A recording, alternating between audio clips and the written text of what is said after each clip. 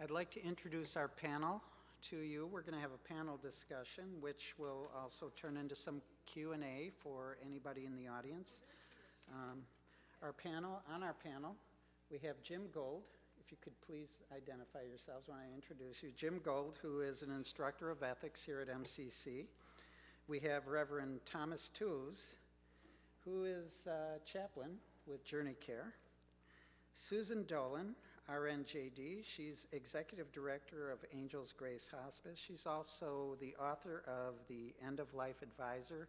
She has some books out on the table that are for sale. They are $10 a piece. If anybody did pick up a book, if you could please give the $10 donation for the book, that would be much appreciated. We also have Julie Glendenning, Advanced Practice Nurse, who's Director of Clinical Learning for JourneyCare. Barbara Sutton, Advanced Practice Nurse, who is the lead nurse practitioner for Palliative Services for JourneyCare. And Dr. Thomas Weyburn, Associate Medical Director for JourneyCare and oncologist for a local oncology group. I would like to start off with Susan Dolan. Susan was one of the individuals who was actually in the wonderful film that we just watched. And I was wondering, Susan, if you could offer some perspectives to the group. Sure, Jim. Thank you very much. Happy National Healthcare Decisions Day, everybody. Thank you for coming, and kudos to you. This is a big day. You can go home this evening around the dinner table and talk about this wonderful film with your family and talk to your friends. And this is the start of the conversation, which is so, so important. I want to tell you, can you hear me? No, I don't think the microphone is on. Can you hear me now? Yes. I want to tell you a short little story. I work with a wonderful hospice chaplain who used to work in the funeral industry. So he would be in-house when grieving families would walk through the door after the death of a loved one. And he said he could spot the families that had had the conversation, that had planned for excellent end-of-life care, and who many times had had hospice. Because they came through the door many times, even though they were grieving and very sad, they came through peaceful, and they told stories of being empowered, that they felt they had done everything possible for their loved ones, and they felt so wonderful about that. And he could also spot the families that didn't have that planning and preparation because they rolled through the door angry, grieving terribly, with so many unresolved issues. So as the film points out, and Jim pointed out earlier, and Betty did in such a beautiful way, that when we start those conversations tonight, it makes such a difference. And it is a gift that you give to your loved ones and yourself. Thank you again for coming.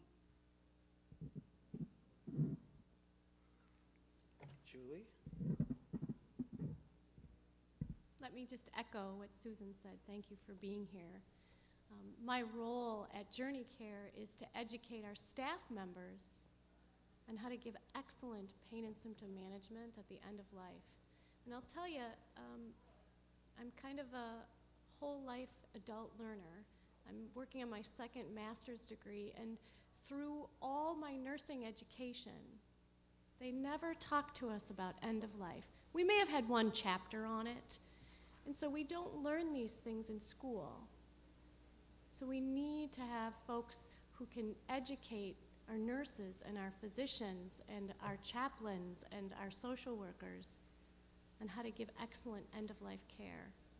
So I'm proud to be here today to talk about advanced care planning and making choices. Thank you.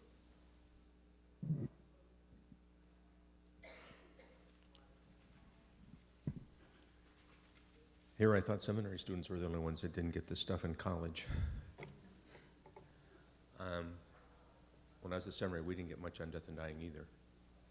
And I can remember last year that all of a sudden it dawned on me, in 12 months I'm going to be dealing with all this death and dying and bereavement and funerals. And it just about scared me to death. And so I decided a way to do that is to do some research on it. and we had to do a major research project, and I did. And the incredible thing is, it probably turns out to be one of the best things I have, one of the best gifts I have.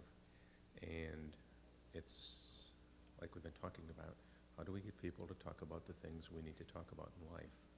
And death and dying being one of the big ones. As first part of the video talked about, we need to normalize the conversation. And I'm also glad you're all here.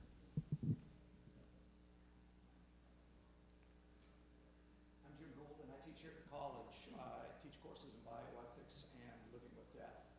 And I also serve on the ethics committee through the Centeglia Health System. And it's interesting to kind of think historically. If you go back into the past, the landmark cases that we think of, like Karen Ann Quinlan back in 1976, these were right-to-die cases where the family wanted medical procedures stopped, and the healthcare team wanted to go forward. So much of what we see in the hospital system today, I call reverse right to die, because it's the docs and the healthcare professionals who are saying, enough already, there's nothing more we can do. But so often it's the family members who are caught unprepared. And of course they're in their own grief, but also they've never had these conversations. And so while the healthcare team is saying, you know, it might be time to call it quits, and to seek some kind of other plan, like a palliative care approach, it's the family that's not ready, and of course that throws everything into difficulty. And so the importance of thinking about these matters as families and as individuals. My name is Tom Weyburn, and I'm a hematologist oncologist in the community here. I practice with a group of offices in Crystal Lake and Libertyville. Hear me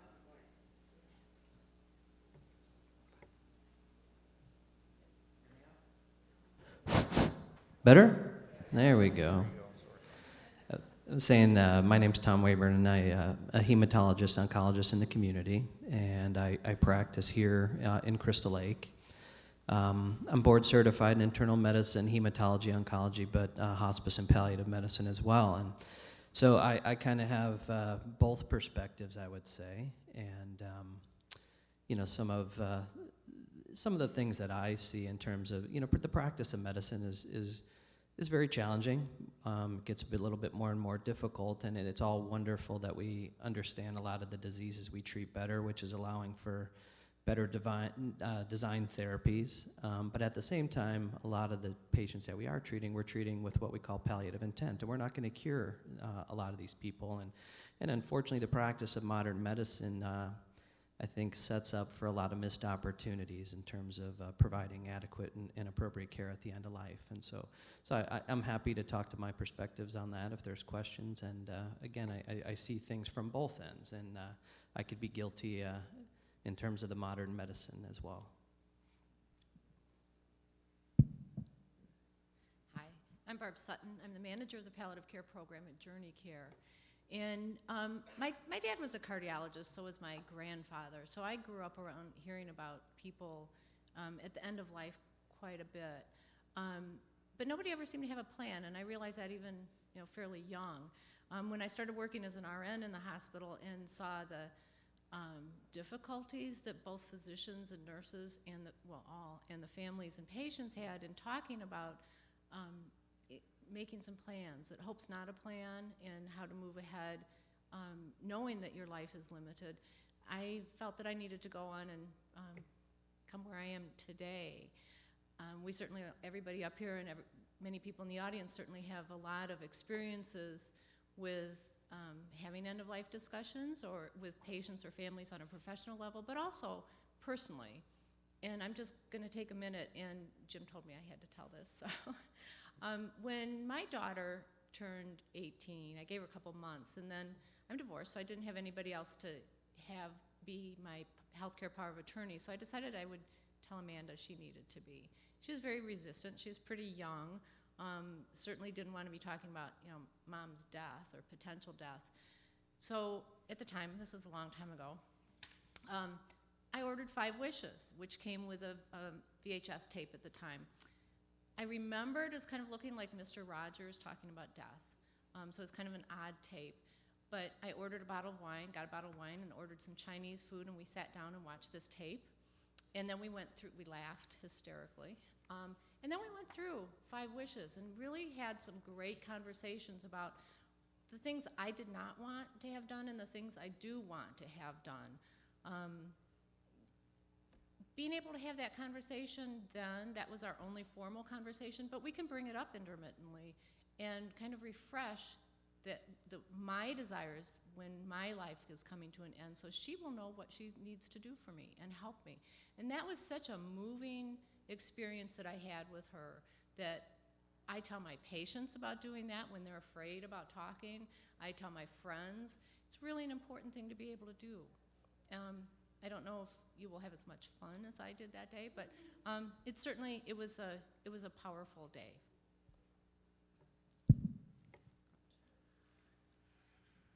At this time, can you hear me?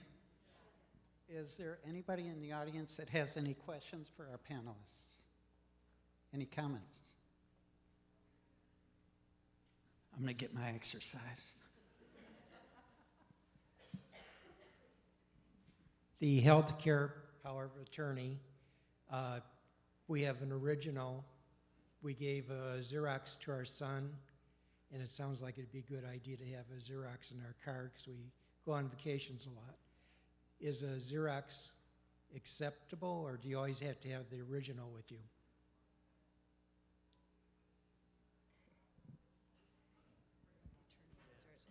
Yes, the Xerox is acceptable. What we recommend is that you keep that original in a very, very safe place and make lots and lots and lots of copies and distribute those. That's a good thing. Congratulations, sir.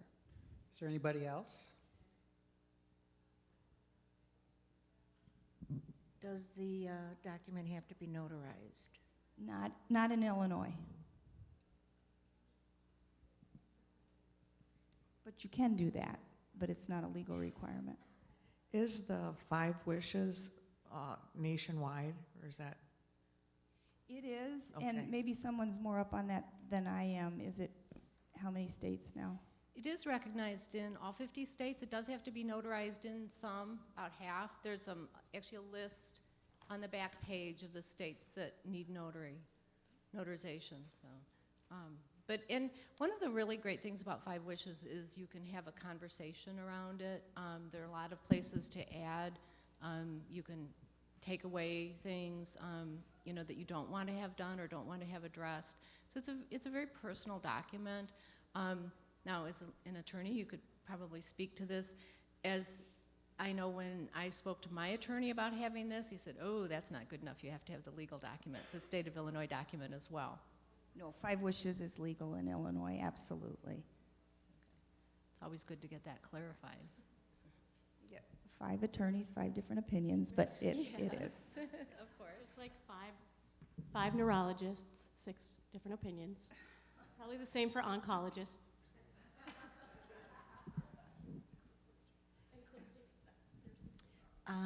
Are you an elder care lawyer? No, actually, I'm a hospice professional, Okay.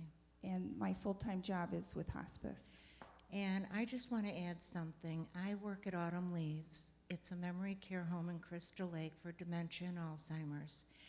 We would not be able to get through our day without the Sharons and the JourneyCare hospice group that come into our home and help us with the end of life for all of these residents who actually are in the home preparing to die. So kudos to them, and they certainly have made our jobs easier. How kind of you to say thank you for your good work. The number one complaint that we receive on family satisfaction surveys is, "I wished I'd known about hospice sooner." The H word is so scary to so many people, but research reveals when we have good education and support and the tools we need, we make really good decisions for ourselves and for our loved ones. It's very individualized. So again, kudos to you for being here, because this is part of your education. add, Jim, also, I'm just going to take this out. The National Hospice and Palliative Care Association of America actually did a study. And what they found is that folks who had hospice services lived an average of 29 days longer than those not supported by hospice services. So when the nurses don't know what to say to patients and families, I give them that article and I say, share this with them. Tell them that we want them to live longer and have quality of life. I'd like to speak to that as well. It's pretty easy to identify the cancer patient as appropriate for hospice or end-of-life care, end-of-life discussions.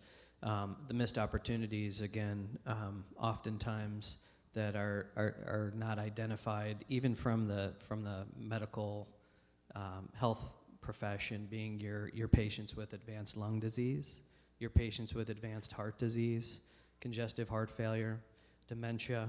You know, there's criteria for hospice. There's criteria and expectations that in terms of their prognosis and average life expectancy based upon lung function, based upon certain cardiac factors, based upon the dementia patient who's been hospitalized a couple times in a few months for a urine infection or a pneumonia.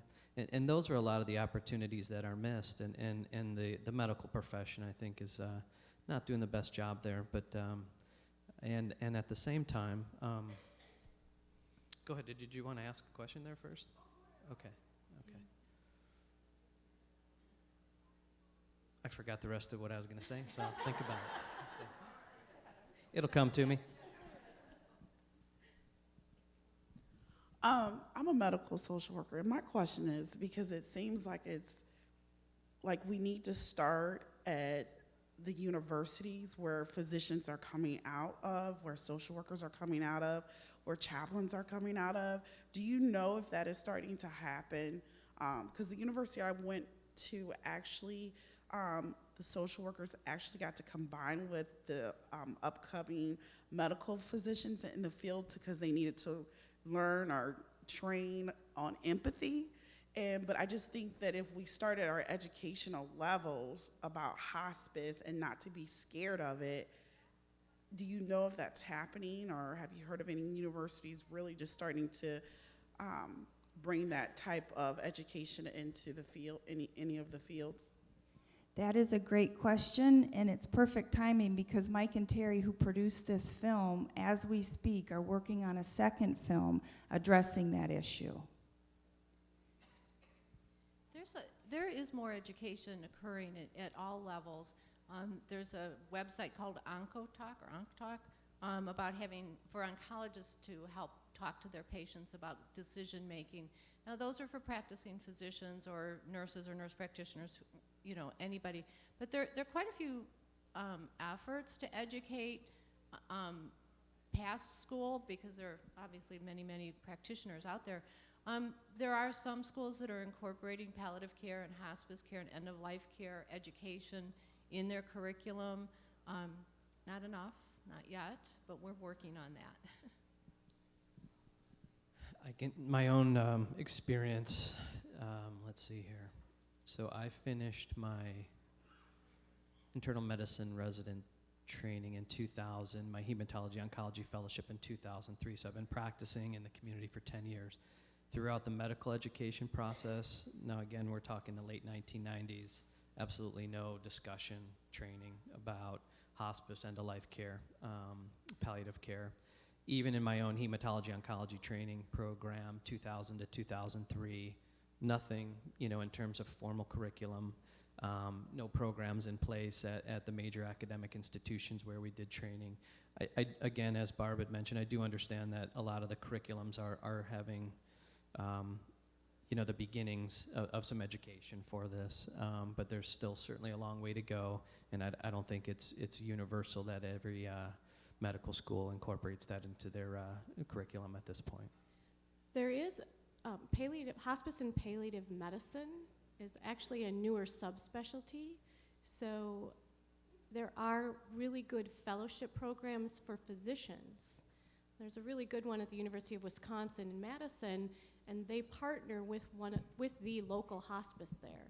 So I think the tide is turning, because what hospitals know is that palliative care programs save them money.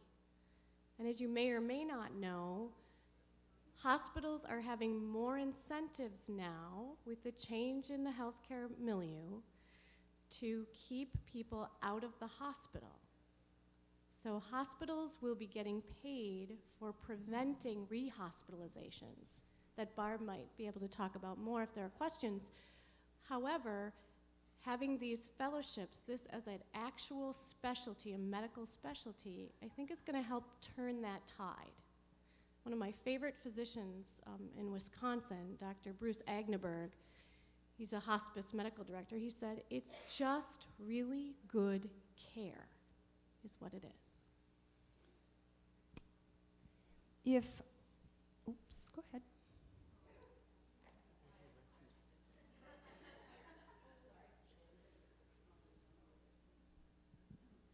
Well, speaking of that, I just was wondering if there's any sort of a trend coming in the future to be looking at utilization review for people that are in ERs that continually come into ERs and that maybe could, be benefited from that. Actually, yes, and that's one of the reasons why the tide is turning, because again, it's not just the money, it's Americans saying we're not getting what we need and we want to die at home. So it actually is turning, yes. One of the things that's happening is Medicare is now essentially fining hospitals for frequent rehospitalizations when patients return to the hospital within 30 days of a discharge. And there's a complex formula that they're using, but even if a patient discharges from hospital A and goes back to hospital B in 10 days and then hospital C in another 10 days, personally, I'm not completely clear on which hospital gets the reduction in their Medicare rates because of that, but Medicare is absolutely saying, we're not going to pay if you can't help keep these people out of the hospital. And one of the things palliative care can do prior to hospice care is help address symptoms at home. I'm not going to treat somebody's cancer, that's what Dr. Weyburn does, or their heart failure, but I'm really good at managing some symptoms, giving them education and support so that they can stay in their nursing home in autumn leaves, or stay in their own home and know how to respond to an emergency. We've had about, 40 years of calling 911 if something goes wrong. It's just kind of that knee-jerk reaction. You call 911 and go to the hospital, or you call your doctor on call and he says go to the ER. So we're having to change that whole formula and philosophy in order to keep our healthcare costs in check. And sitting down in somebody's living room after you've had a conversation about how the disease treatment is going, or cardiologist has had that conversation, and then I can go into somebody's house and sit in their living room and continue that conversation and help them decide what brings them joy, how can we plan. I hope everything goes really well for you, but if it doesn't, let's have a plan so that you can get through whatever you're going through. I have no crystal ball. I can't tell you whether you're going to live or die. I can say this looks serious, very serious. It's not going well. Let's make a plan for how you want to spend the end of your life, instead of going back to the ER and ending up in the emergency room or the intensive care unit, which isn't good for you, doesn't go over well with the hospitals and with Medicare either. So there are a lot of things that come into this. So it's a really long explanation on that. And if you do find yourself in the hospital or a loved one is in the hospital, more and more hospitals have palliative care programs. And these professionals are wonderful at facilitating these types of conversations, addressing spiritual issues, psychosocial issues, and as well as the physical symptoms. Question: what is being done, if any, or what inroads are being made with clergy groups, various ministerial groups, homes for those people, or for ourselves as we get older in life, to get families into this educational mode? I would think particularly that the church organizations, the ministerial groups, the societies, they should be reaching out with open arms to gather people together to take them down that path. But are there any efforts being made? So how about if I just ordain you?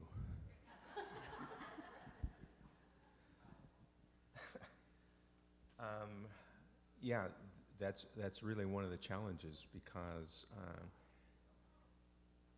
with some of those issues, the death and dying, my cynical nature says there's lots of church organizations and congregations and parishes and synagogues that believe they don't have anybody in their parish that's going to die, simply because it is really tough to get the conversation going with folks, because it's uncomfortable.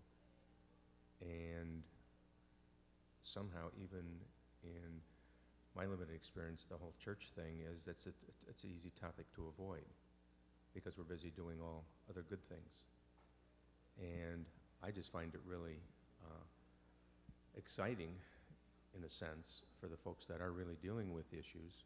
And again, as the beginning of the video talked about, how do we normalize these things? How do we begin conversations? And one of the gifts I've never been blessed with was beating around the bush. So I just am prone most of the time to ask the questions that need to be asked, because I always operate from my own head. If I don't ask the question and the topic that needs to be dealt with, who will? And it's amazing the responses one gets if people think or feel they're loved and cared about. They'll talk about anything, as long as they think they're being, or know they're being loved and cared about. And folks are brilliant enough to figure that out probably within 30 seconds. So it is really, I think it's a big challenge for the religious community to get topics like this going. And it was a long answer to a short question, so sorry about that. I actually have a short question for everybody in the audience. I overheard somebody during break saying what a great film that was, and it was too bad more people didn't know about it, that we should have, and I didn't hear the rest of that. And so I kind of throw it out to you, and maybe you can put this in a suggestion box or send an email or something. How do we get this word out to everybody else, to your friends and neighbors?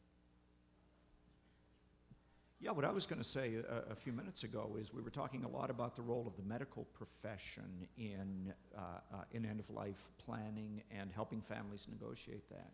But I think there's a role for the family as well, and I think that's where, for those of us who are members of faith communities, that becomes a really critical piece. My niece's father died about 3 weeks ago of an active form of leukemia, and they had known since shortly after Christmas that the treatments that they had hoped might work had failed. And yet it seemed to take them an awfully long time to come to the place where they were even willing to begin thinking about a hospice program active in their home. And he died well, but one of the big complaints that hospice providers have is that referrals often come way too late. And so I think there's the role not only for the medical profession, but also for us as individuals and within our families, and certainly within our faith communities, to be beginning the conversation from the other end of the bridge as well. Just to add to that. Okay. It's me. This question is for you, Tom, and I've found as a professional, especially when we get working with families, when we get to their spirituality or religion, oftentimes there's a lot of confusion in their interpretation of their religion and doing what's best for their loved one. In fact, you and I kind of worked indirectly on one several months back. I was wondering if you could offer any insights on how we can effectively bridge that gap. Okay, I think it's, again, how do we begin the conversation? And how do we ask the question? How do we normalize it? I was telling Jim before we started, we have a 5-year-old grandson that when he was 4, my daughter called and said he doesn't want to go to bed tonight because he's afraid if he's going to die, he's going to not be able to play with his toys in the morning. None of us know where that came from. So I talked with him for a few minutes. A couple weeks later, he's at the house and he goes, "Grandpa, why did your dad die?" My dad died 4 years ago. And I said, well, he was 94 and something inside his body broke. He goes, oh. Well, maybe that's good, because if he'd lived to 100, lots of things inside his body would have broke. A couple weeks after that, his great-grandma died. My daughter didn't know, and her husband didn't know if they should take him and do all this stuff, and I said, you need to. So give him the choice what he wants to do, because that's what you've been doing his whole life. So they did. He goes to the funeral home. Afterwards, they asked him about it, what it was like to see great-grandma in the coffin. He looked at him and said, "Does she have any boogers in her nose?" We're never going to have a problem dealing with our grandson when it comes to death and dying issues, because it's been part of his life this early. And the task is, how do we get that again? I'm beating the dead horse. How do we get that to be normal for all sorts of other people? And I think one of the issues is, how do we deal with families who are afraid to make the decision? What I tell folks is, your loved one has already made the decision. You're just carrying through on the decision that loved one made. And how do we enable folks to deal with that without all the guilt stuff that goes along? Did I end mom's, dad's life early or dad's life early? But it's the knowledge that this is the best that we can do at this time, and that's what your loved one wanted. Does that get what you're asking? Yeah, more or less. Okay. This lady has 4 questions. Well, first I'd like to say my friend Kathy and I are here from the Ridgefield Presbyterian Church, Ridgefield Crystal Lake Presbyterian, and we're actually researching to do a program at our church on end-of-life issues. So we're wondering if the film is available to us, or any speakers available to us. Is the film available? Yes, it is. It's on Amazon. And it's also, if you look at considertheconversation.org, and there are wonderful resources on that website that go on and on and on.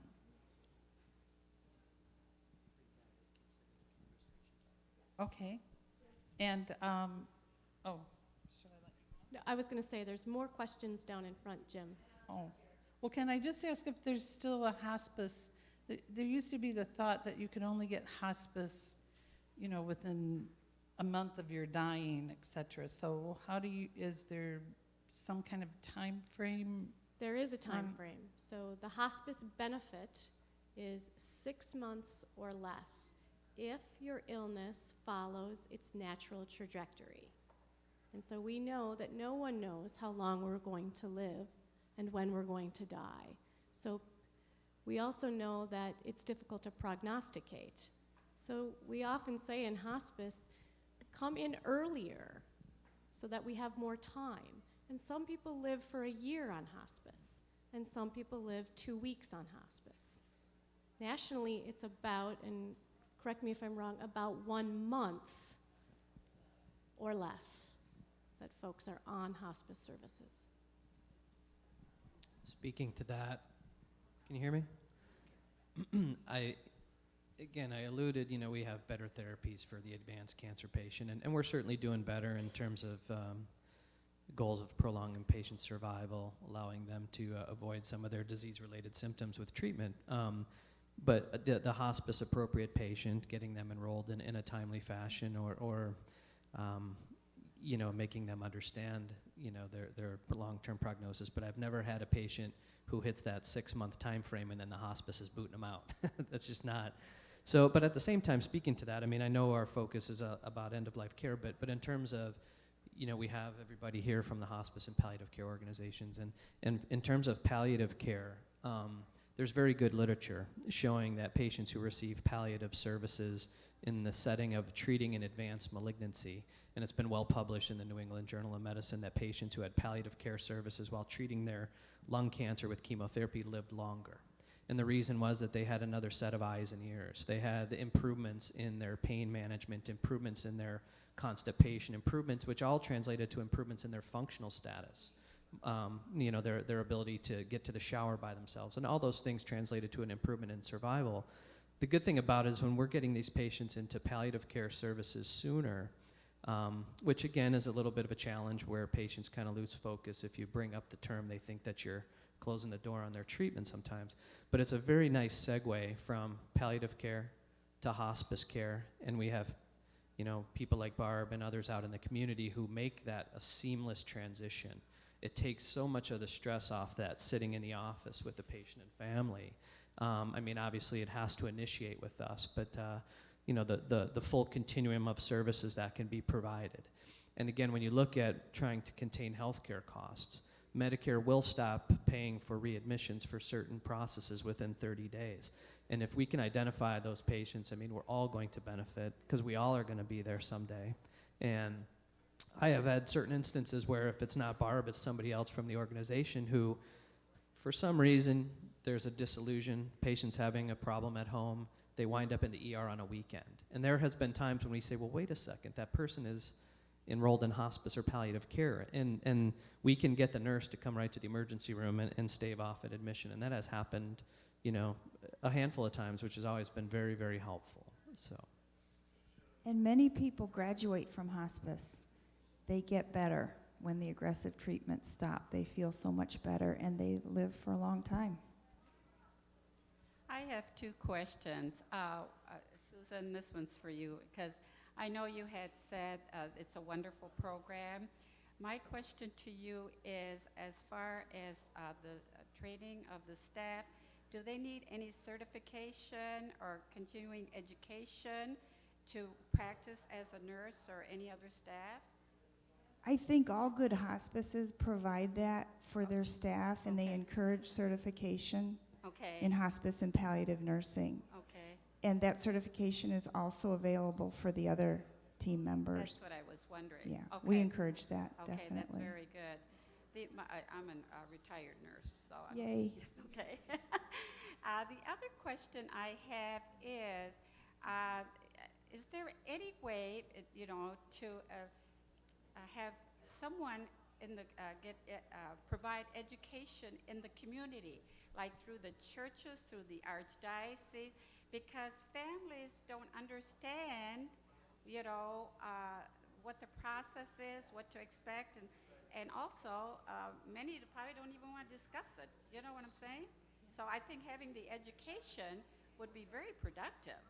Absolutely. So it's a little bit of a two-part answer for the chaplaincy piece, but also from a hospice perspective, being in a community hospice that's supported by our community, we do have direct ties to our community. We have a board of directors who live and work and are in the community. I would point to my account specialist as well, Sharon, who was mentioned earlier. She and her colleagues do go out into the community, into our long-term care facilities, and to our hospitals and clinics, and promote us, if you will, and share that education. We also provide in-services, continuing education opportunities, so we're out there kind of, feet on the street. But then from the chaplaincy perspective... Yeah, so congratulations to Ridgefield Presbyterian. Seriously, I just don't hear a whole lot of churches taking initiative to do that and searching out the answers. So again, congratulations. And people like you are the clue to all of this. I look around this morning and I realize it's mid-morning, but I think the average age of folks here is telling. Young people just don't want to deal with these issues. Or younger people, we're all young, right? But younger than us. It's a difficult topic to deal with. And it's going to take individual churches and individual contacts, like it's been mentioned with Sharon and the continuing ed that JourneyCare offers, that's going to begin to make a difference. It's Jim's teaching the course here in the fall on death and dying and all those issues. So it's little steps at a time, I live with the reality before I could walk, I had to crawl. And that's one of the things I think that goes on with a topic like this too. Education is very much a multifaceted problem. I spend a great deal of time, actually, Dr. Weyburn might even be able to address this as well. When we started the palliative care program 4 years ago, people weren't physicians, families, people were not really quite certain what palliative care did differently than what hospice care did. Many physicians have learned, certainly have learned that, like Dr. Weyburn was saying, you know, I can sit in somebody's living room and talk about what's happening, and I can help keep them out of the hospital because of symptom management, you know, help them not be in so much pain. But I was in one of the hospitals last week and overheard a physician saying, well, that patient can't go in hospice. He doesn't have cancer or anything. You know, speaking to the fact that we as a society have difficulty understanding when it's time to start looking at the end of life care. So we have to look at students. I'd love to go out there and drag everybody in from the cafeteria and bring them in here. Nurses and nurse practitioners and chaplains, everybody, you know, this is something as a society we need to talk about. And I'll be very honest again, since I see things from both ends. You know, talking about or identifying a patient as a palliative care patient, that brings up the 800-pound gorilla in the room. And there are certain physicians, and I'll be honest, who they feel threatened at times because they see things as, okay, my patient's going into palliative care and I'm losing my patient, I'm losing a source of revenue. That's their livelihood. And that's unfortunate, and that's an education process, and that's something that needs to be worked on. And again, you know, the medical schools, the community, the hospice and palliative care organizations can help with that. Speaking to that too, again, just not the cancer patient. We have heart failure clinics at all the hospitals. You take a spin through your heart failure clinic, those patients should all be pegged for palliative care services. Their life expectancies are limited. You go through a wound care clinic, and who are those patients? Those are often patients who have advanced diabetes, and they have numerous other medical problems that are going to limit their life expectancy. If they're getting wound care, they have vascular disease. If they have vascular disease, they're going to get chronic kidney disease. If they have chronic kidney disease, they're going to get heart failure. They're going to have coronary disease. And these are all opportunities for the medical community to make a difference, working with palliative care and hospice care, end of life, you know, to improve quality of life, to improve and take away the stigmata of having to have the discussion. I have the question for you. In 2000, my mother was diagnosed, she had Humana Gold for her insurance instead of Medicare, which I guess now called Advantage Care. And she lost her doctor because Humana no longer was part of her plan, or the doctor was no longer part of the Humana Gold.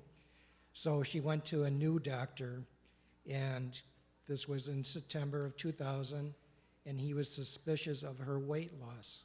So he started doing tests, and he determined she had lung cancer. And December 12th of 2000, he suggested she go into hospice care, and it was VITAS. And he said 3 months. She lived to be a year to the day from December 12th to December 12th, 2001.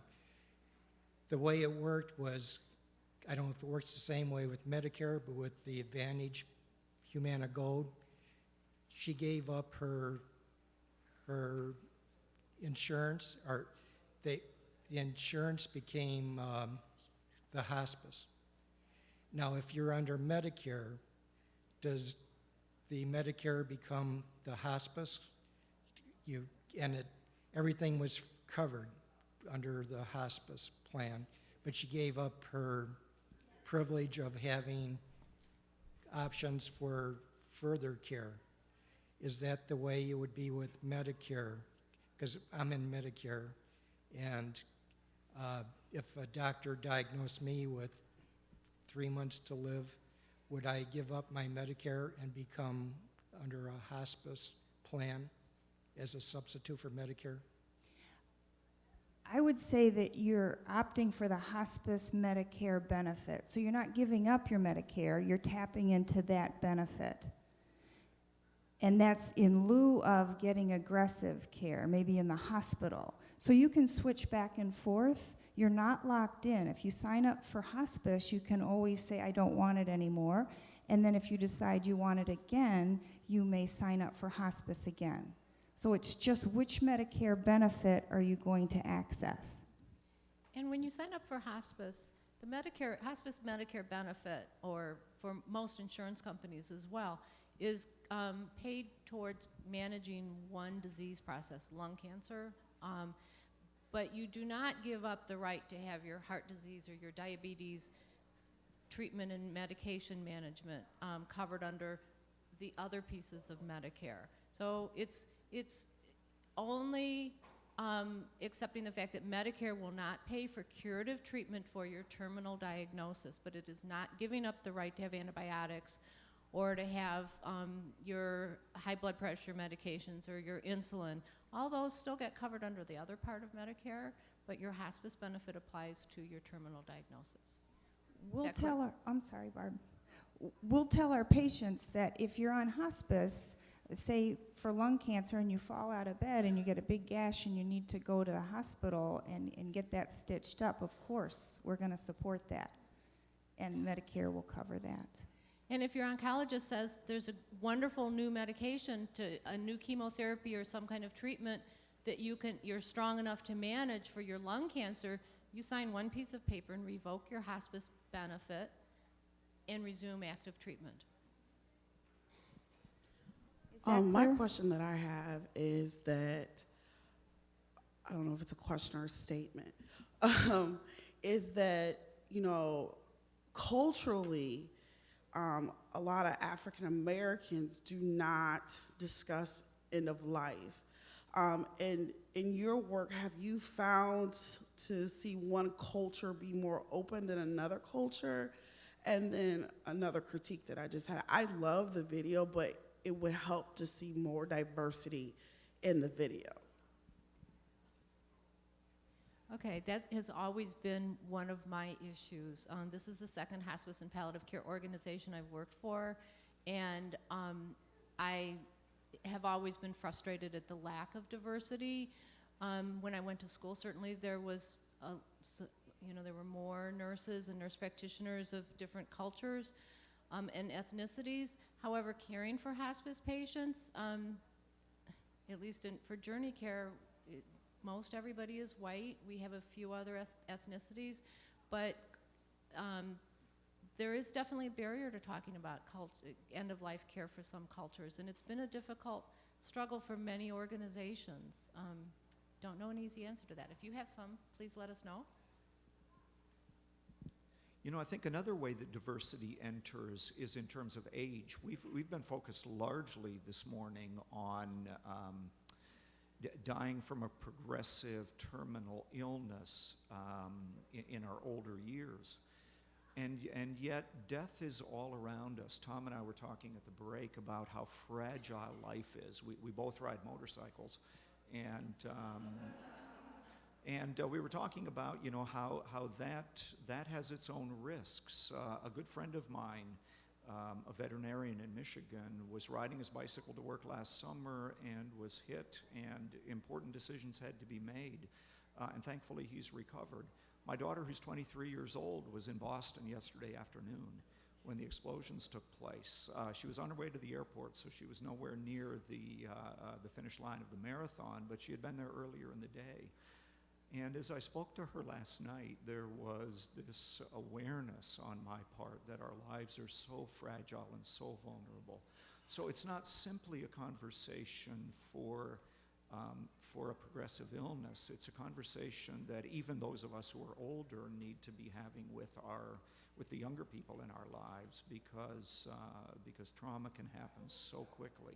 So I think that's another way that diversity can enter in terms of thinking about advanced care planning. not just the African American population, but culturally, it gets very complex.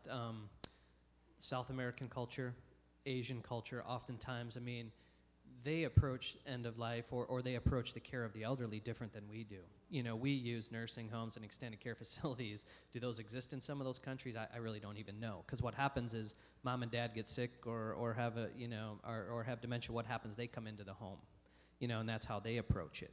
But at the same time, they are very often the ones who say, don't tell mom what she has. And that gets very complicated, and it's a difficult situation. So there's certainly a lot of opportunity for study out there. I mean, if you know, go to Cook County Hospital and look at that patient population there, I mean, how many of those patients are approached with hospice and palliative care? It'd be interesting to know. This is more just a comment for the panel. Thank you for the opportunity presenting this information. I just wanted to kind of respond to the comment about trying to have these conversations and have other church groups or agencies provide info. I'm from a volunteer hospice, and we've been in King County for over 30 years. We try really hard to get the information out to people. Number one, people don't understand hospice and certainly don't understand a volunteer hospice. Our services are free, and we can't give the support away as much as we would like. So they're in King County. There are about 15 hospices looking for business. So I would encourage people to read articles in the paper, because usually somebody's publishing something. There are wonderful community, ongoing education opportunities for the community. Libraries have information on hospices. Community boards have information. So I think the information's there. You might need to seek it out. But we're very eager to talk to people about hospice, and so thank you for the opportunity.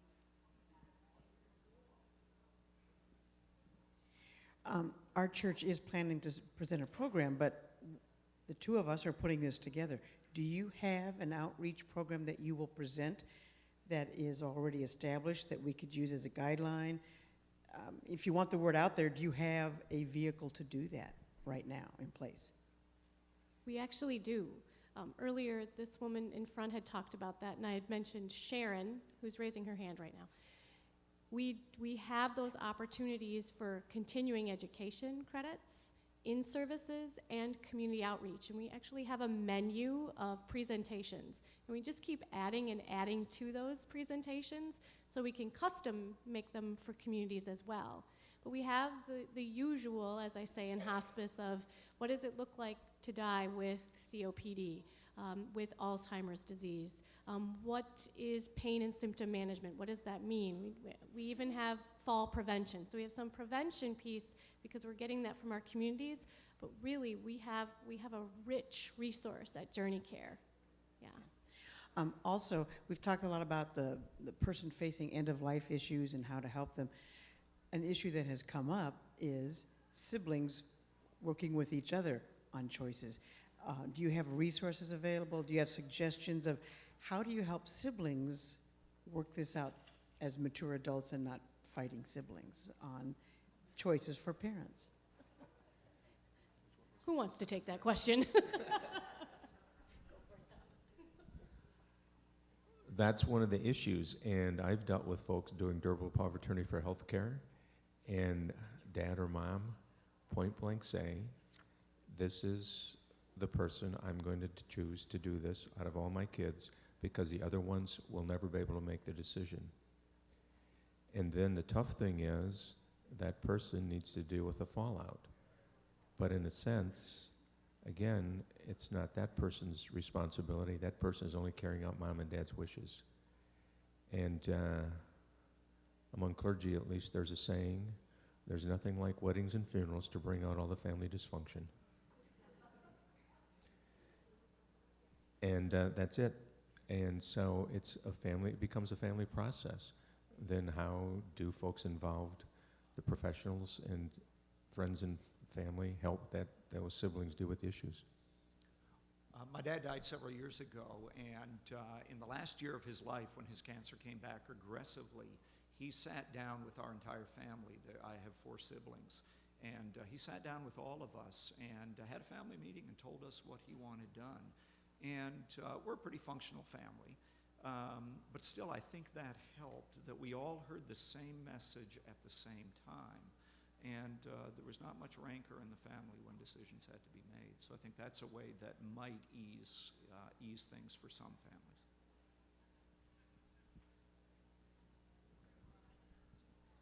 I also want to remind everyone that social workers, we have many social workers. There are a few sitting in the audience who have been doing this for a long time. And so I always call the social worker when there's family conflict, because that's what they do. They understand the family unit and they understand conflict. And so they can always help us. But you've heard it takes a village. And we saw that up on the video with the baby. It takes a village at the end of life, too. So we use chaplains, social workers. We have a wonderful bereavement counseling group as well to help with community loss, as well as our nurses and doctors and CNAs.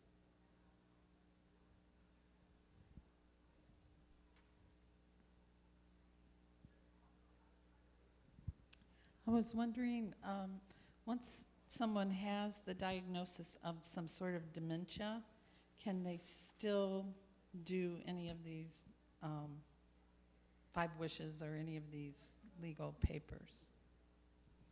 That depends on where they are on the continuum. If a doctor determines that they still have mental capacity to make those specific decisions, they may. And that brings up a good point. When you're with a physician, there's something called white coat syndrome, that when we go in as patients to a doctor's office, our blood pressure will rise, we're nervous, we're not thinking clearly, and we're probably not hearing everything that they're saying. So as educated and empowered, excellent healthcare consumers, it's a really good idea to take someone with us or go with a loved one to a doctor's appointment. Take a pen, take a piece of paper, maybe take your phone and record the conversation and ask 4 very, very important questions. Number 1, doctor, what's my diagnosis? And make sure you understand that answer and ask questions to make sure you do. Doctor, what's my prognosis? If this disease takes its normal course, what's going to happen? What's expected? And what are all the treatment options? Not just what you, doctor, say you think I should do, but what are the other options? And what are the burdens and benefits of all of those options? Because again, when we have the information, we make really, really good decisions. And then the 4th question, very, very important, doctor, will you honor my goals for care? And if you don't, as an empowered, educated, smart healthcare consumer, I'm going to get a second opinion, and I might get a third opinion. Because it starts with us. It's my responsibility. It's your responsibility, starting today, to make the best decisions for our care down the road. I have a question that ties in with what we're talking about. I'm Kevin. I'm another member of the JourneyCare team. I recently gave a presentation to a social gerontology class at a local university on the nationwide and statewide movement to revise the current do not resuscitate orders into what's called a physician orders for life-sustaining treatments. So my question to the panel is, how do you feel about that movement, and how do you think that revision may allow us to more comprehensively talk about end-of-life wishes, and do you think that that order or that revision may help to facilitate more conversations between the healthcare team and the family as the revision to the do not resuscitate order is a little more comprehensive and palliative in a lot of ways? So a do not resuscitate order is a medical order signed by a physician. A power of attorney or a living will is not a medical order. It has to be translated into a medical order in the clinical setting. So the physician's orders on life-sustaining treatment, called POLST, began maybe a dozen years ago in places like Oregon, and it was meant to broaden the physician's order, because a do not resuscitate order is strictly around cardiopulmonary resuscitation and intensive care issues. And the POLST was meant to also include things like feeding tubes at the end of life, things like antibiotics and their use, and maybe most important, things like hospital transfer. Statistics show that 1 out of 3 people who die in American hospitals die within 2 days of being transferred into the hospital from a local nursing home. And so in Oregon and Washington and other places that have used the POLST extensively for a number of years now, their hospitalization rates from nursing homes have fallen dramatically. And so that's the movement that's happening in Illinois. And maybe someone else can speak more about what sort of where we are. I think that's a whole nother program. That was a great summary. Yeah, thank you, Kevin, for your good work on that. You'll be hearing more and more about POLST in Illinois. It's in a short form, it's the new DNR form, but it's much more expansive. And something that a doctor told me years and years and years ago that I've never forgotten is, instead of do not resuscitate, think of allow a natural death order, because it's so scary to hear someone say, do you want to sign a do not resuscitate order for your loved one? It sounds like you're keeping something away from them, and it's really a great gift. So when the heart stops beating and they stop breathing because of a natural disease process, it protects them. It protects them from calling 911 and having aggressive measures, pounding on the chest, breaking ribs, internal organ damage, and having them go to the bright lights of an emergency room where they most likely will die or come out in much worse condition. So when you have an option to sign a do not resuscitate order, ask a lot of questions. That really can be a great gift.